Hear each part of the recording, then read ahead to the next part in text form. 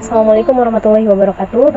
Perkenalkan, nama saya Azmi Hanifa. Di sini saya akan mempresentasikan mata kuliah kreativitas dan keberbakatan anak usia dini yang diampu oleh Bapak Aska Maulana MPSI. Di materi 4 kali ini berjudul kegiatan praktis untuk membangkitkan minat anak-anak yang gifted atau bertalenta di sekolah. Jadi semua kegiatan yang akan dibahas di dalam bab ini itu sudah pernah dipraktekkan di sekolah dasar. Jadi kegiatan ini tuh bertujuan untuk mendorong pemikiran yang logis dan kreativitas anak tentunya melalui sebuah pemecahan masalah. Nah, tentunya kita sebagai guru itu yang merupakan fasilitator bagi anak-anak itu harus menguasai dulu kegiatan atau permainan yang akan kita terapkan kepada anak-anak tersebut. Dan mungkin akan menjadi tuntutan bagi para guru jika nantinya itu kegiatannya tersebut akan menjadi suatu bidang keahlian khusus bagi anak-anak, karena kita para guru itu tentunya harus bisa mengupgrade ilmu kita dan menerapkannya kepada anak-anak lagi dengan lebih berkembang lagi gitu. Nah, contohnya itu yang pertama ada kegiatan konservasi atau daur ulang. Nah, biasanya anak-anak yang di lingkungan rumahnya, keluarganya sudah terbiasa dengan yang namanya menghemat energi atau membuang sampah sesuai jenisnya, itu mereka akan paham nih dengan kegiatan ini. Kegiatannya itu kita bisa mengajak mereka untuk menggali tanah di sekitar kita, dan apa sih yang mereka temukan di dalam tanah tersebut. Mungkin saja mereka menemukan sampah, menemukan plastik, kaleng gitu kan. Nah, di situ kita bisa membuat sebuah pertanyaan menjadi pernyataan, yaitu dengan berdiskusi tentang ternyata sampah-sampah itu bisa didaur ulang loh gitu, memberikan edukasi kepada mereka. Nah, dalam hal ini cara kita interaksi kepada mereka itu sangat penting ya, yaitu dengan diskusi kepada anak-anak ataupun melalui pengalaman-pengalaman yang sudah mereka rasakan. Nah, hal tersebut itu akan menghasilkan pemikiran yang dalam dan berkesan bagi mereka. Contoh yang kedua, topiknya itu sama dengan anak yang berusia 5 tahun. Misalnya, dengan kita mengajak berdiskusi tentang gambar sampah yang menumpuk, yang di atasnya itu banyak burung camar, maka anak-anak itu pasti akan bercerita atau mengungkapkan apa yang ada di pikiran mereka tentang gambar tersebut gitu, ide-ide mereka.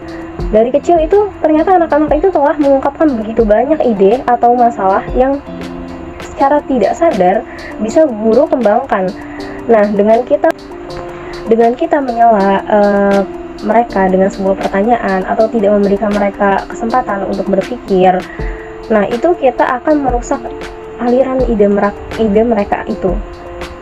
Selanjutnya ada tujuan EYFS, Early Years Foundation Stage, yaitu kerangka hukum pendidikan tahun awal di Inggris.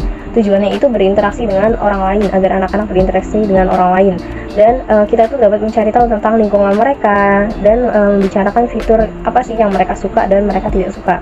Nah, tujuan SCE-nya, Scottish Curriculum for Excellence, yaitu kurikulum nasional untuk sekolah Skotlandia. Tujuannya itu untuk mendiskusikan dan mengevaluasi tentang masalah lingkungan bersama anak-anak tentunya. Yang pertama ada berpikir kreatif membuat tubuh kita lebih baik. Ide aslinya adalah dari karya De Bono tentang pemikiran lateral. Berpikir lateral adalah cara memecahkan masalah menggunakan pendekatan tidak langsung dan kreatif melalui penalaran yang tidak langsung terlihat. Ini melibatkan ide-ide yang mungkin tidak dapat diperoleh hanya dengan menggunakan logika, langkah demi langkah tradisional. Selanjutnya ada tujuan EYFS, yaitu memperluas peluang kreativitas dan mencari tahu tentang makhluk hidup.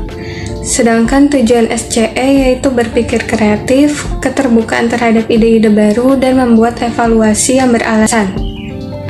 Selanjutnya yang kedua yaitu ada kegiatan praktis untuk membangkitkan minat anak-anak berbakat dan berbakat di sekolah, yaitu dengan cara bermain sudoku. Sudoku adalah permainan logika, bukan matematika. Manfaat bermain sudoku bagi anak yaitu yang pertama, meningkatkan konsentrasi anak, lalu yang kedua membantu tubuh rileks, lalu yang ketiga meningkatkan keterampilan pemecah masalah, lalu yang keempat melatih persaingan sehat, dan yang kelima meningkatkan memori otak. Contoh sudoku orang dewasa dan untuk anak-anak bisa dilihat di min map yang dikirim. Nah, dari contoh sudoku tersebut dapat dilihat bahwa variasi yang menarik untuk anak-anak yang belum mengenal angka ataupun yang menunda dengan berpikir ini adalah aktivitas matematika. Padahal sebenarnya ini adalah tantangan logis, yaitu mengganti gambar dengan angka. Anak-anak dapat membuat pola bahkan jika mereka tidak memainkan permainan penuh. Ada papan sudoku yang terbuat dari pola berwarna di pasaran yang diiklankan di berbagai katalog early years. Nah, dengan menggunakan kisi-kisi tersebut, anak-anak yang belum siap untuk menangani permainan dapat mengurutkan warna bersama-sama dan mengembangkan keterampilan motorik halus mereka, mengganti kubus di dalam kotak dan membuat jalur, misalnya jalur bata kuning. Papan ini dapat digunakan untuk menyortir dan mencocokkan warna dan untuk membuat pola serta untuk permainan yang dimaksud. Selanjutnya yaitu mengembangkan kesadaran akan pentingnya angka di lingkungan anak-anak. Angka atau numerasi sendiri merupakan pengetahuan dan kecakapan digunakan untuk menyortir dan mencocokkan warna dan untuk membuat pola serta untuk permainan yang dimaksud. Selanjutnya yaitu mengembangkan kesadaran akan pentingnya angka di lingkungan anak-anak. Angka atau numerasi sendiri merupakan pengetahuan dan kecakapan untuk menggunakan berbagai macam angka dan simbol-simbol yang terkait dengan matematika dasar guna memecahkan masalah praktis dalam berbagai macam konteks kehidupan sehari-hari. Dalam mengenal angka tersebut, anak dapat menunjukkan kemampuan dasar berpikir kritisnya serta kreatif dan kolaboratifnya. Serta anak juga dapat mengenali dan melihat hubungan antar pola, simbol, dan data, serta dapat menggunakannya untuk memecahkan masalah di dalam kehidupan sehari-hari. Di buku PDF itu ada contohnya, yaitu aku bertanya-tanya, apa itu angka sebenarnya? Angka yaitu tanda-tanda yang memberitahu kita beberapa banyak hal yang ada. Kemudian saya melihat angka di meja makan ringan, di samping celemek ketika kami membuat daftar belanja dan ketika kami bekerja di kafe dan toko. Kemudian mari kita pikirkan di mana lagi kita bisa melihat angka, yaitu di SPB UHT, harga di toko, di tiang lampu, penutup lubang got, di bagian depan bus, kemudian pada rambu-rambu jalan yang memberitahu kita seberapa cepat kita bisa pergi. Kemudian ada Service Children Education atau layanan pendidikan anak. Sedangkan the Early Years Foundation Stage atau IYFS yaitu tahap yayasan awal tahun. Matematika di IYFS dalam konteks matematika kerangka mengatakan anak-anak harus diberikan kesempatan untuk mengembangkan keterampilan mereka di bidang yaitu perhitungan, memahami dan menggunakan angka, menghitung masalah penjumlahan dan pengurangan, serta mendeskripsikan bentuk, ruang, dan ukuran. Nah, selanjutnya ada tujuan IYFS sendiri, yaitu mengenali angka menggunakan mengembangkan ide-ide matematika untuk memecahkan masalah. Sedangkan tujuan SCE yaitu membuat evaluasi yang beralasan menggunakan keterampilan berhitung. Nah, untuk contoh kegiatan numerasinya itu bisa dilihat di min map yang kelompok kami kirim. Sekian, terima kasih. Bismillahirrahmanirrahim. Di sini saya akan menjelaskan mengenai mengembangkan kesadaran akan pentingnya angka di lingkungan anak-anak. Nah, jadi di sini metodenya itu dengan menggunakan sebuah cerita. Jadi dari cerita ini mereka bisa mengenali angka pada lingkungan yang ada. Anak-anak berbakat dapat membuat diagram batang tinggi. Badan anak-anak, diagram lingkaran preferensi anak-anak seperti permainan yang mereka sukai, atau mereka dapat melakukan riset pasar kecil-kecilan untuk mencari tahu di mana para orang tua mereka berbelanja dan bisa membandingkan antar harganya. Tujuan dari permainan ini yaitu mengenali angka menggunakan dan mengembangkan ide-ide matematika untuk memecahkan suatu permasalahan. Ini adalah kegiatan untuk mengembangkan pemecahan masalah dan pemikiran kreatif di kelas, pembibitan atau penerimaan. Kemudian selain bermain dari kisah, mereka bisa bermain boneka beruang. Nah, ide ini dikembangkan menjadi permainan peran yang dramatis, sehingga semua anak mencoba bergerak seperti beruang, tindakan merangkak besar, maka berpura-pura mengambil benda dengan cakar dan membawanya pulang. Masih merangkak maka bersembunyi di balik pohon mangga dan menikmati gulat yang menyenangkan, atau menggaram dan membuat gerakan mengancam tanpa kontak yang diizinkan, seperti yang dilakukan anak beruang. Buku Fakul tentang beruang kutub, beruang coklat, atau beruang koala di lingkungan mereka yang sangat berbeda. Sudah belajar individu, anak yang lebih besar dapat mendiskusikan kesan bambu dan bagaimana sumbernya. Misalnya kan makan ini semakin berkurang, apa yang bisa dilakukan? Seperti itu.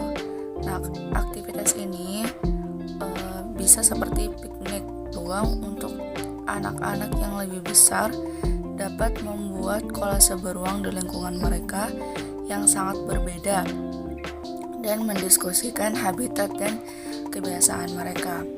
Nah, anak-anak bungsu dapat menekan favorit mereka sendiri dan piknik mereka beruang, maka suka menyanyikan lagu itu dan dapat mengarankan anak-anak yang turun ke hutan secara sembunyi-sembunyi.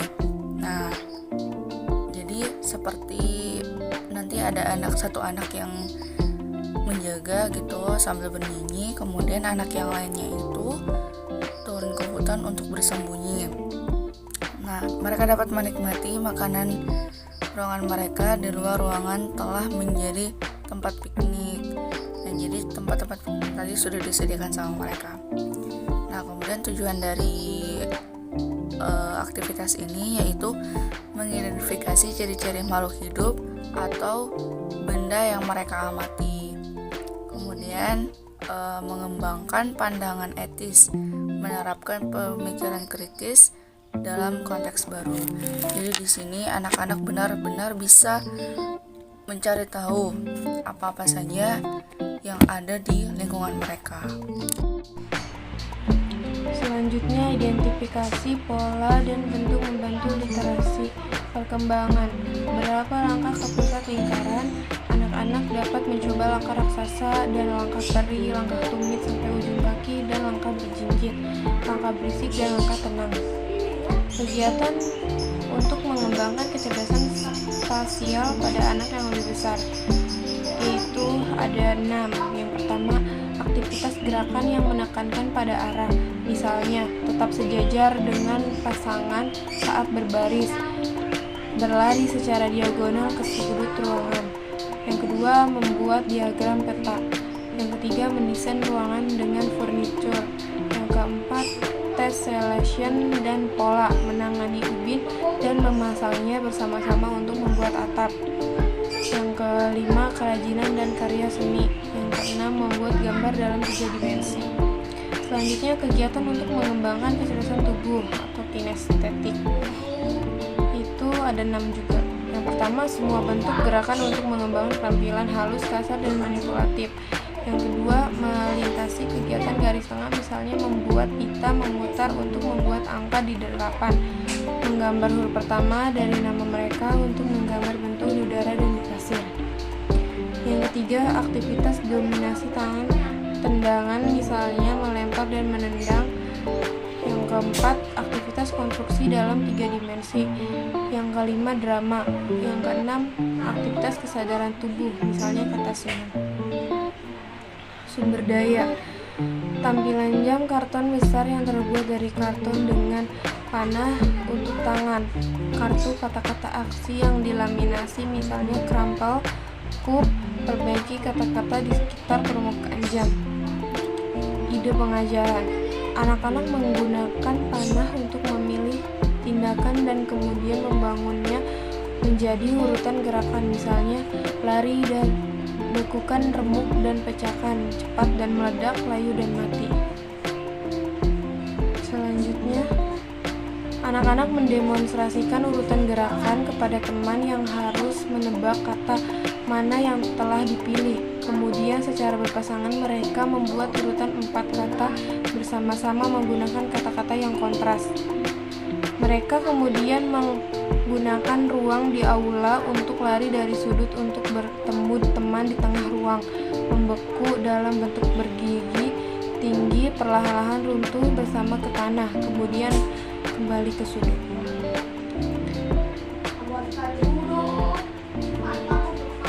Banyak pelajaran gerakan yang dapat dibuang dengan menghubungkan kata-kata tindakan yang kontras, misalnya berputar dan istirahat, merayap dan menerkam, menguntit dan menerkam, meremukan dan menembak, lari dan meledak, hancur dan meletus. Terima kasih.